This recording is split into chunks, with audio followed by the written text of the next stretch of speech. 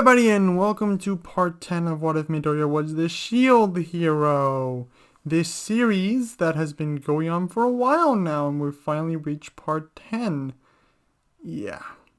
Hope you guys enjoy this episode. It deals with the aftermath of the wave, and that's all I'm going to say for now. It's pretty long because I went through a rewrite. The original was shorter and covered more ground, but the rewrite made it a lot more detailed and nicer, I think, so I do hope you guys like it. If you want to see the rewrite, you can always check it out in my Discord, which will be posted there, link in the description below. You can also like the video if you liked it, and subscribe if you're new, although if you're at part 10, I doubt you'd be new. If you are at part 10 and just clicked it randomly, go to part 1, because this has spoilers to what happens in the series, and also a bit of the story that happens at this point. That said, I hope you all enjoy.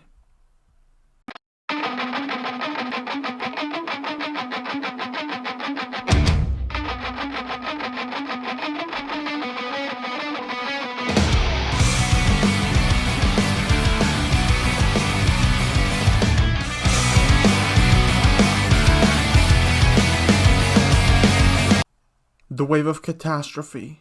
A devastating phenomenon that sweeps the world, causing destruction in its wake.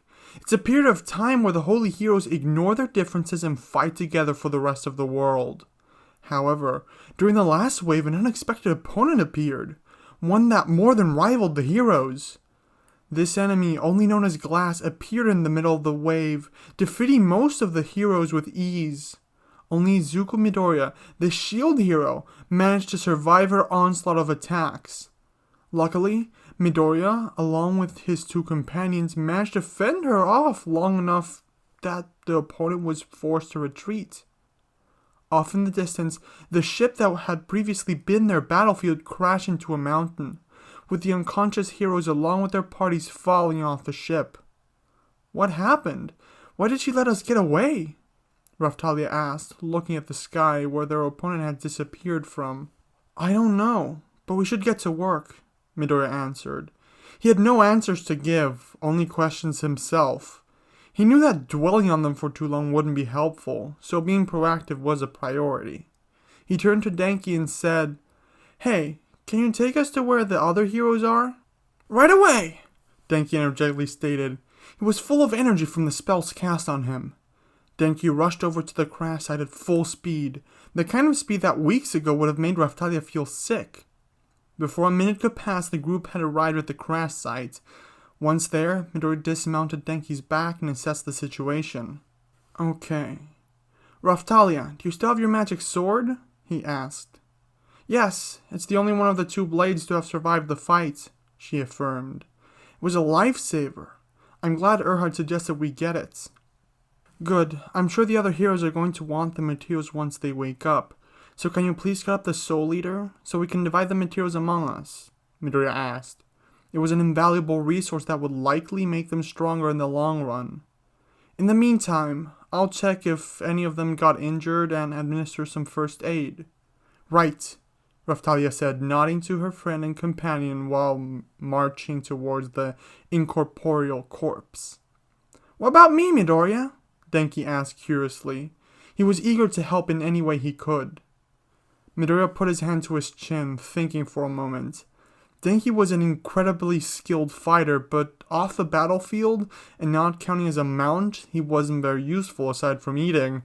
Still, thinking about the situation objectively, a thought popped into Midoriya's head.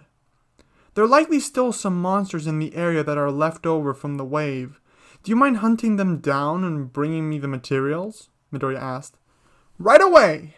Denki responded, putting his hand to his forehead to salute his master, before transforming into his filial king form and rushing away. "Okay, now I can focus on my job," Midoriya thought while turning to the other heroes. He opened his status window to check what healing materials he still had left. While protecting the village, he ended up using 2/3 of his supplies, but he should still have enough left over. Thinking that the heroes' defenses may have reduced their damage, Midoriya focused his attention on the party members first. They'd all taken on a bit of damage, but it didn't extend past some cuts and bruises. He administered some healing ointment on some and bandaged those who needed it.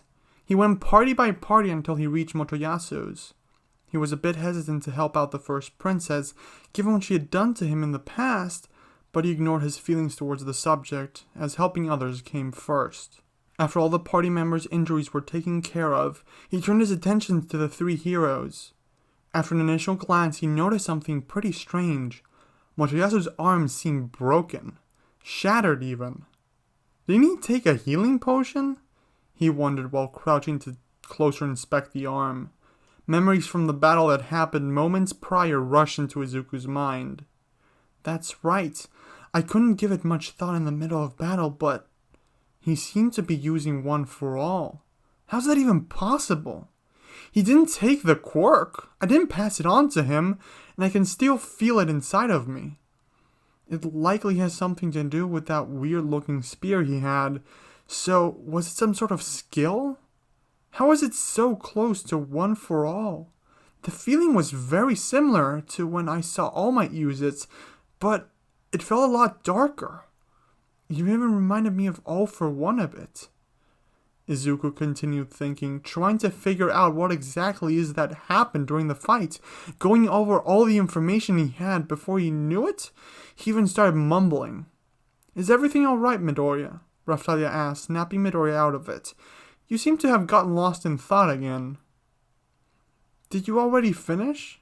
What are the materials? Midoriya asked, turning his attention from the broken arm to her. I cut it up into pieces like instructed, but when I tried to grab the materials, it just slipped through my hand, she continued. Thinking the situation strange, she came to join Midoriya. Are you done with the healing and first aid? I healed all the party members, so they should be waking up soon, but I still have to heal the other heroes. They're unconscious, but their damage doesn't seem too severe, aside from Motoyasu, Midoriya commented, shifting his gaze back to Motoyasu's arm while thinking. Still, regardless of how it happened, I should focus on healing the damage. We can probably discuss everything else later. That arm looks pretty bad. Are you sure you can heal it? Raphtalia asked, worried. I'm pretty sure, Midoriya answered, pulling out more healing ointment and a potion from his shield's inventory. He fed the potion to the unconscious Motoyasu. It healed the arm slightly, but not as much as he'd expected. Midoriya then applied the ointment and cast healing magic. The arm seemed to be back to normal, so he turned his attention back to Ren and Itsuki. Both of them had been slightly hurt by Glass's attack, but the damage seemed to be superficial, so he was easily able to heal them. Thinking his job was done, Midoriya got back up, wanting to move along to the next task. But when looking everyone over again, he noticed that the damage on Motoyasu's arm had returned. A worried expression overcame Midoriya's face as he turned to look at Raphtalia. The damage was very severe, almost like when he'd used 100% of One for All, except it didn't seem to be healing. Luckily, Denki returned, bringing with him a couple monster corpses.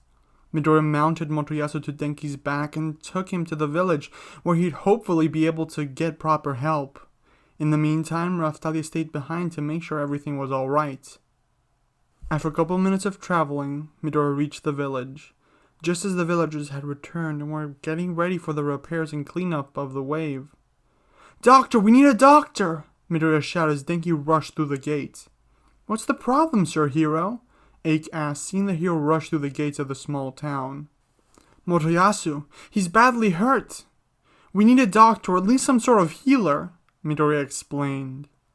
The spear hero needs help, a small town knight shouted to get the people's attention. Let's make way! Midoriya was thus guided to the town's hospital equivalent in order to get Motoyasu treated, at least for the time being. He would later be moved to a proper facility. Midoriya, along with Denki, then returned to the crashed ship, where he helped the other heroes as they woke up, dividing the spoils of the battle with them equally, even leaving some for Motoyasu that his party was going to take to him. Mind desperately wanting to start a scene, but even she could see that at this point in time, there was no point to it. Midoriya fed his share of materials into his shield and unlocked new forms for it. Most didn't give anything of note, only slight stat increases, but the Soul Eater shield seemed like a viable new weapon for Midoriya's arsenal, along with a second shield skill. Seems pretty interesting. I have to try it out later, he thought to himself, taking a mental note. Seeing that the other heroes were fine, and having all the needed materials from the area, Midoriya returned to the town to help with the reconstruction cleanup effort. The other heroes went with him, but only to get checked up by actual healers while they waited for the knights from the capital to come and help. "Hey Midoriya, you coming?"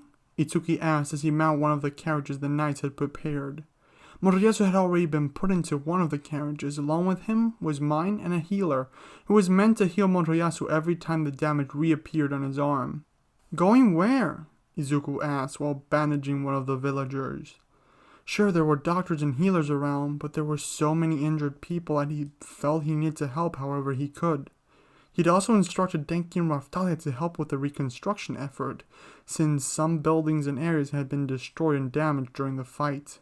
"To get the reward for fighting off the wave, of course," Itsuki answered. It seemed obvious to him. Why didn't Midoriya consider the option? "Oh, I forgot about that," Midoriya said while sending the villager he was healing away, since he had finished his treatment, calling for another to come. "How could you forget about the payment after the event?" Itsuki retorted. "It's one of our main sources of income." "Really? I don't tend to get much from it," Midoriya answered, thinking back. "Still, I have to go back to the castle town anyway, so I'll head over once I finish here." "Alright, see you there then," Itsuki responded, turning to the coachman and signaling him to start driving. Midoriya continued his work. After another 30 minutes, things seemed to be in order, so Midoriya grabbed a spare carriage he could use, along with his party left. With most of the aftermath of the situation resolved, he could focus his attention on processing the events properly, while Raftalia guided Denki towards the castle town. He set the shield to synthesize some potions while he thought things over, to at least use the time wisely. "We managed to survive this time, and we grew stronger from the encounter," he reflected, starting to mumble to himself as he did. "Still, there are many unknowns, and given how powerful our opponent was, I don't think we could beat her next time. We only escaped by the skin of our teeth. Maybe if I start implementing the power-up methods Itsuki told me about more, I will grow stronger. I just haven't had that many materials to use so far to properly use Spirit Enchantment and the Ore Equip. Not to mention the whole party needs to improve, not just in numbers like Ren suggested, but also in levels. Going through the class upgrades is a crucial step right now. Once I'm in the capital, I'll have to ask Itsuki about them. Maybe there's another way to get them that doesn't involve the church, since they won't let people related to me class up. But there are also other important questions we need to ask ourselves." "We're here," Raftalia said, as they reached their destination, snapping Midoriya out of his train of thought. Raftalia parked the cart at the castle, returning it to the knights who had reluctantly lended it to them. "I'll see you in a while. For now, just go get Rishi and get the materials ready for our trip. I'll get together with you after the whole fun ceremony to start leveling her up and finish the final preparations. We're only leaving tomorrow, so we should have enough time," Midoriya suggested. "Understood," Raftalia answered while leaving with Denki. As they left, Midoriya turned around and headed into the castle. He walked through the castle. He'd only been there a couple times prior, but he still remembered the layout more or less, so he easily made his way to the throne room.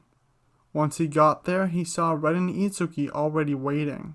"Hey Midoriya," Itsuki greeted as he saw Midoriya approach. "You're late," commented Ren, a bit more annoyed. They were wasting daylight. He wanted to get going on his newest quest as soon as possible. "Sorry if I kept you waiting for too long," Midoriya said, "but I was helping out the village recuperate from the immediate repercussions of the attack." "We're still waiting on Motoyasu, so don't worry too much about it. Plus, your first aid was pretty useful. The doctor said that all he could do to heal us had already been done." "Where did you even learn how to do that?" Itsuki asked. It was a unique skill that he could likely use to help in his justicing, helping out the needed and himself. "I almost failed an exam because I knew very little first aid, so I researched it a bit. I've been able to put my skills to the test over the last few weeks, Izuku answered. Plus, the shield gives a nice bonus. It makes the medicines and potions more effective. Motoyasu arrived moments later. He was wearing a lot of bandages that were covering his body. They were soaked in healing potions and ointments to continually heal him, although the effects were very weak. The bandages were positioned in such a way to give his damaged hand support. He was carrying his spear with his other arm and wearing the damaged armor. He wanted to change it before the summoning, but mine insisted on him getting the funds first. Before any of the heroes could exchange pleasantries, the king called them into the throne room. There he gave them their rewards. Motoyasu received a nice sum, along with the other two heroes. They each got a variation amount, but the minimum they'd gotten was 8,000 silvers. Midoriya, on the other hand, only got 1,200 silvers because, according to the king, he had done nothing of value during his travels. The ceremony ended. Since there was nothing else the king wished to discuss at the moment, the four holy heroes left the room. Well, it was nice seeing you all, but I have a couple things I need to get in order, Midoriya said, trying to excuse himself. There was a lot he wanted to do and little time to do it after all. His trip started early in the morning, so he had till the end of the day to do everything he wanted to do. Wait, we have unfinished business, Motoyasu said, using his good arm to grab onto Midoriya's sleeve, stopping him. Midoriya turned around to face the spear hero. His look said all he needed to know. Even in his weakened and damaged state, Motoyasu still wished to fight Midoriya. Calm down, Motoyasu, Ren calmly said, getting between the two heroes. You're in no condition to fight right now. Plus, we still have something we need to discuss. Yes. How exactly did you acquire that power you used? Itsuki asked with a serious expression on his face. Although the enemy blocked it with ease, it seemed extremely powerful. Tell us, Motoyasu, when did you meet God? What? God? What's he talking about? Izuku wondered to himself before chiming in.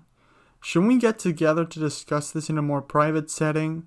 You know, since we're all together right now, there are things we could benefit from discussing, like the opponents we just fought that you seem to know nothing about. I think we should be sharing the information we have. Maybe like that we can figure things out. The other three heroes looked at Izuku with a skeptical gaze, although Motoyasu's was also filled with a bit of hatred. It's not really that important, Ren finally said, breaking the moment of silence created. His tone was calm as always. If Motoyasu can tell us how he got that power, then we can work on getting it ourselves. Next time we'll be able to defeat the wave no problem. What about that damage he took to his arm? Midoriya mentioned, remembering using his own quirk repeatedly and what a doctor had told him about it. It's just a curse. It can easily be removed by taking holy water, Ren said, with Itsuki and Motoyasu nodding along. They were just taking their game knowledge as a fact, after all. Yeah, mine went to the church to get me some, so I should be fine when she gets back, he said, again making assumptions from his game knowledge. You're stalling. How did you get that crazy skill, Motoyasu? Ren asked again. This time, impatience was in his tone. It was barely noticeable over his calm facade, but was nonetheless there. Oh, I'm sorry, Ren, but what are you asking from me again? Motoyasu asked in a self-satisfied tone. He knew he was the best of the four heroes and finally got an opportunity to hold it over everyone's heads. He was going to inform Ren and Itsuki about it, he just wanted to feel better about himself, especially considering the state he was in. Ren sighed and responded. That crazy attack and spear you were using during the wave, what's it called? How did you get it? I have no idea what you're talking about, Motoyasu said. He still needed more from them. Maybe hearing Itsuki grovel would make it all worth it. Come on, Motoyasu, we'll all benefit from it in the end, Itsuki said. Motoyasu wasn't even that strong. Why was he gloating like that? He was so full of himself. Fine. It's called the Curse series. I have little more information on it than that. I don't even remember how I got it. The memory is hazy. Motoyasu said, scratching his chin with his good arm while thinking back. Check your help menu. You'll find more info there. Itsuki, Midoriya, and Ren opened their menus, searching for any mention of the Curse series. I got nothing, Ren said. Me neither, Itsuki added. I didn't find anything, Midoriya added again. It was in such succession that it almost seemed rehearsed. Huh? Weird. I can swear it's right here, Motoyasu said, pulling up his own help menu. It's right after the power-up methods. It reads, Curse series. Delivers extraordinary power and grief to its user. That sounds ominous. Troubling, really, Itsuki pointed out. The name did sound concerning. But it's usually the risky abilities that are the strongest, Ren retorted, wanting to hear more about it. What downsides does it have? What did the curse inflict? Let's see, Motoyasu started while opening his menu and checking everything he could. After checking his stats, he exclaimed, What? In surprise. What's the problem? Ren asked. My attack stat has been cut by 20%, not to mention all my other stats have a 5% penalty as well, Motoyasu said. Huh, that's a lot to pay just for one attack, Itsuki pointed out, a troubled look appearing on his face. Still, you can counter the effects with holy water, Ren responded. Are you sure about that? Midoriya asked. Game knowledge has proven a bit uncertain in the past. Like when summoning the Soul Eater. Stay quiet! Motoyasu snapped. His attitude seemed to change in an instant when talking to the other two heroes compared to talking to Midoriya. What's the weapon like? Ren asked, trying to get more information from Motoyasu while also moving the conversation forward. He had no idea what that snapping was about. It had the best stats out of all the other spears I have, Motoyasu pointed out while checking his skill tree. It even comes with the skill I used, Mach Copy. Yes, it was a very insane skill, Itsuki pointed out. Yes, but it's not a viable option as a weapon, Ren stated while starting to walk away. He had listened to all the information Motoyasu could give and not if it was useful. He didn't know how to obtain the weapon in the first place. He just had to get stronger some other way, the traditional way. Leveling up. Spear Hero! A knight approached. The princess is called for you. Motoyasu left to join with the princess who had acquired the holy water for him. I suppose I should be heading out as well, Itsuki said, showing Midoriya a gentle smile. There's a lot of justicing left to do. Before you go, I actually had a question I want to ask, Midoriya said, remembering that he needed to get stronger. What is it? Itsuki asked. Curious. He'd take any chance he had to help out a fellow ally of justice. Plus, it'd probably make him feel better about himself. Superior, even. It's about the class upgrades, Midoriya answered. Is there any way I can get one without actually going to the church here, since the Three Heroes Church won't let me? You know this is only one of many Dragon Hourglasses, right? Itsuki asked in a condescending tone. His hunch was right, and now was his chance to feel better about himself. You can get a class upgrade at any other Dragon Hourglass, in any other country that has one. Good to know, Midoriya slowly said while taking a mental note. His brain started thinking. So by going to Siltveld, not only am I helping ease diplomatic tensions between the two nations, but I can also use the trip to upgrade Raftali and Denki's classes. Not to mention if Risha and the new monster reach level 30 before we arrive, then they can upgrade their classes too. This will allow us to get stronger before the next wave. Thanks, Midoriya said, expressing his genuine gratitude at the help to Itsuki. No trouble at all, Itsuki said as he left. Have a safe trip. Until next time. Being left alone, Midoriya headed back to his allies. On the way out of the castle, he started thinking to himself. I can get the class upgrades in Siltveld. That's one thing I have figured out, but there are still so many unanswered questions. The others didn't want to discuss them. Maybe next time I get a chance to bring it up. But what exactly are the vassal heroes that the Glass Lady mentioned? Are there other heroes aside from the 4 cardinal heroes? I could ask the king, I guess, but I doubt he'd answer any of my questions. What even are the vanguard of the waves that the other shield hero mentioned in my vision? What did that glass lady mean when she said that the wave would end in their victory? Does that mean she's a vanguard of the waves? How many of them are there? This could mean that all the waves are connected. She did seem to be testing us. Maybe this whole world is a test for me. No, that's a dangerous mentality to have. I have felt how real this world can be. Still, so many unanswered questions. Before he knew it, he started mumbling to himself out loud as he walked. Paying more attention to his own thoughts rather than the path he was walking, he ended up bumping into someone. "Oh, sorry," Midoriya said upon making impact. It was almost on instinct. "You did well this time, I dare say, shield hero. I dare say," the noble-looking lady said after taking a step back, but advised caution moving forward. "You are embarking on a trip soon, and have the safety of others to consider beside your own. Your efforts to turn your public image and help others have worked well for you up to this point. However, they have also angered some of the powers that be. They aren't taking kindly to your interference." The lady dropped the Three Heroes Church rosary and dangled it in front of Midoriya, so he could see. Then she continued speaking. Virtuous on the surface, conniving and conspiring behind the scenes. Remember to exercise caution moving forward. Before Midoriya could say anything in response, the lady dropped the rosary and left. Having acquired a weird-looking rosary, Midoriya headed back to where he had parked the carriage the day prior. "How are the preparations going?" Midoriya asked upon arriving with the others.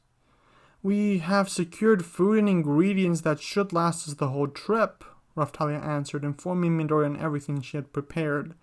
"We also bought more camping equipment, the paper you requested, along with the other ore and other materials." "Great. Did you go to Erhard's yet?" Midoriya asked. He wanted to get a sense of where everyone was with the tasks he was assigned, and also changing a couple plans based on new information. "No. We were going to go right now, since Rishi and Denki just brought over the last few materials," Raphtalia answered.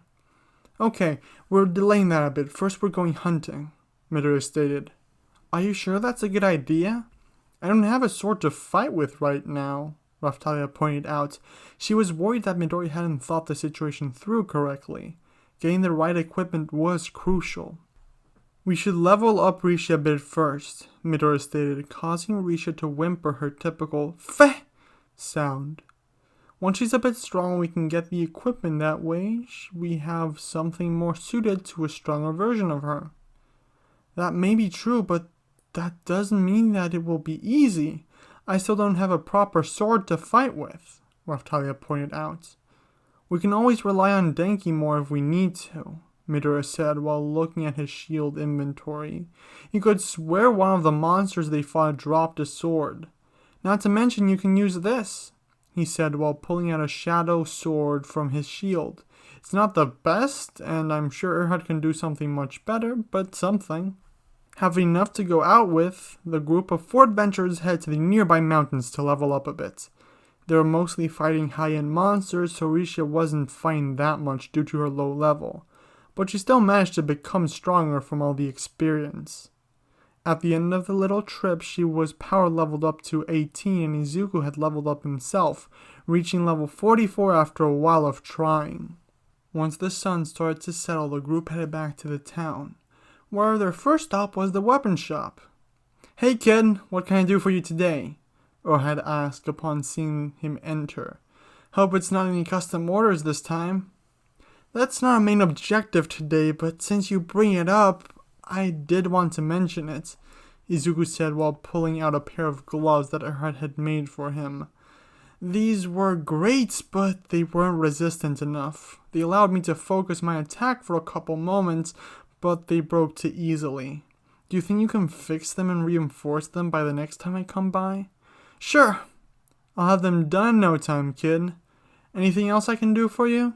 the weaponsmith asked, showing his valued customer a smile. Anything for the new companion, perhaps? Feh! Risha whimpered upon being called out. Actually, yes. We're here to get some new equipment for her in Raftalia, Midoriya answered. The Miss needs a new weapon already? Erhard asked, curious. Raftalia pulled out the remains of her trusty old sword and showed them to their creator. Ah, I see. It was shattered in battle. Still, have another one of the same make that should prove handy. Nothing beats a trusted old friend after all. I'll throw in a spare just in case something like this happens on your travels, Erhard said, going into the back and grabbing the sword for Raftalia. As for our feathered friend, I have something that might be a particular note to him. Denki, hearing this, rushed to the counter, jumping into the air to make eye contact with the smith. It was clear how full of energy he was, which did reinvigorate the smell of the old man. What do you have for me? Is it food? He asked. No, but I do think you might like this, Erhard said while pulling out a pair of claws. Took me a while to get them right, but I got there in the end. They should stick with you when you transform. Yay! Denki cheered, grabbing the claws and putting them on. They increased his stats significantly, so overall it was a good interaction. Now it's for you, miss. Erhard started, not really knowing what to call the new companion. Risha Ivy Red, she introduced herself. What can I do for you, Miss Ivy Red? Erhard asked. Feh! I don't know. Whatever will prove most useful, she answered. Come on, have some confidence in yourself, Midoriya said, seeing himself a bit in Risha. He remembered a time when he was like that. She just needed help to improve. What is most useful to us as a group is that you're comfortable with the weapon you have. Feh! She whimpered once more. But having heard Midoriya say that, she asked for her own weapons, some that she thought she might be comfortable with. She ended up asking for a rapier, a whip, and 2 knives, to which she attached long ropes to. At the end of the day, Midoriya ended up paying Erhard for his help. He gave Erhard 3 gold coins for the weapons they had bought, throwing him a tip in there. He needed the equipment, so being down to only 2 gold coins wasn't that big of a deal. The group headed to a nearby inn for the rest of the day, renting a couple rooms for the whole group, one for boys and one for girls. The next day the group got up bright and early. After quickly eating some breakfast, they headed to the castle courtyard, where they met up with the king and Melty. Hello, Midoriya greeted as they arrived. Good morning, Sir Shield Hero, Melty greeted back. For some reason, the way she did it annoyed Midoriya slightly, but he decided to ignore the feeling. The king, on the other hand, just gave a nod of confirmation that he'd noticed Midoriya's presence. Midoriya then stepped out of the cart. I warn you, Shield Hero, if you do anything to my daughter, anything at all, if you so much glance at her the wrong way, I will have you thrown in a dungeon, Old Clay said, trying to mask his anger and contempt. Don't worry, father. We're only going on a diplomatic mission. If anything were to happen, I'm sure the Shield Hero will protect me, Melty said, trying to put her father at ease. I don't trust him, the king blatantly said, while glaring at Midoriya. This may just be a way to get an army on his side so he can just come and destroy us later. Midoriya was about to defend himself, to say that he would never do such a thing, but before he could, Melty started scolding her father, warning him about what the queen would do if he continued down this path. Not to mention that his behavior towards the Shield Hero had already damaged international relations enough, not only with Siltveld but with any other nation. It was because of him that such a situation and mission was needed. Melty boarded the Shield Hero's carriage, and with an escort of 2 carriages filled with knights, the group departed towards Siltveld. Countless perils and treacheries laid in their travels, but they headed out unaware of the plot that was about to unfold. And that's the end of the video. Exhausting recording.